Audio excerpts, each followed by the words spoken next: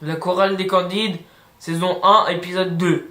Liberté de choix égale vérité alternative.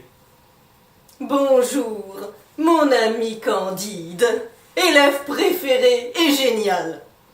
Aujourd'hui, je vais t'expliquer en quoi la réforme des lycées offre une exceptionnelle liberté de choix aux élèves. Je t'écoute, mon bon maître.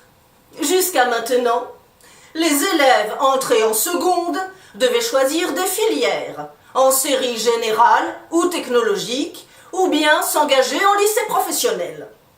Mais, grâce au sinistre ministre Blanquer, le nouvel élève de seconde va pouvoir choisir d'étudier ce qu'il veut, ce qui lui plaît vraiment. Il choisit en première d'étudier 3 spécialités, de 4 heures chacune, en plus des matières générales imposées par le tronc commun, comme histoire-géographie, français, langue, etc. Il peut choisir d'étudier en spécialité sciences de la vie et de la terre, physique-chimie et mathématiques, reproduisant ainsi la classique filière scientifique. Mais il peut aussi choisir des combinaisons inattendues, comme arts plastiques, sciences de la vie et de la terre et mathématiques, ou bien humanité, littérature et philosophie, avec langue, littératures et cultures étrangères, avec physique-chimie. C'est l'infini des possibles qui s'ouvre au nouvel élève de seconde. Il est enfin libre de son parcours au lycée. N'est-ce pas trop beau pour être vrai, cher Pangloss? Les établissements auront-ils les moyens de mettre en œuvre toute cette multiplicité de combinaisons? Très bonne question, mon élève surdoué. Effectivement, soyons honnêtes.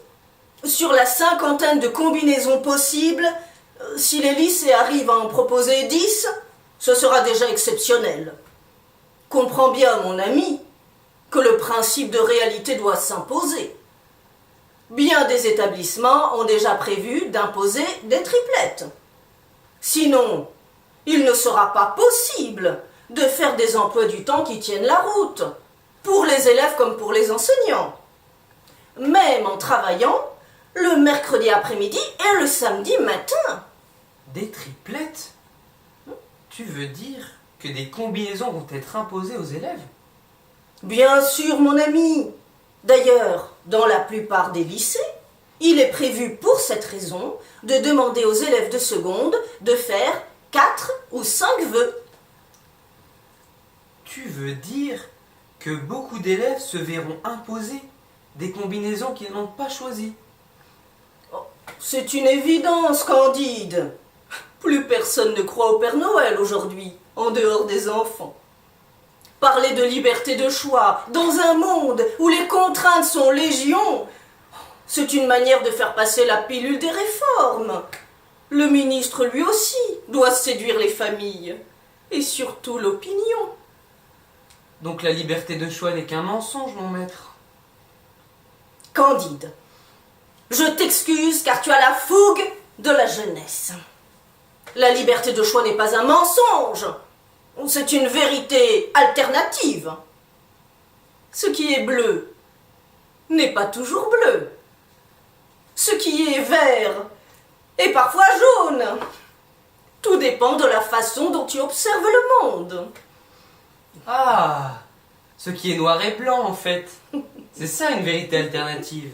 Tout à fait, mon ami. Quand tu voles ton prochain, tu lui fais du bien. Autre vérité alternative. C'est autant d'argent qu'il ne dépensera pas. Tout est affaire de point de vue alors. Oui, mon cher élève, tu as tout compris.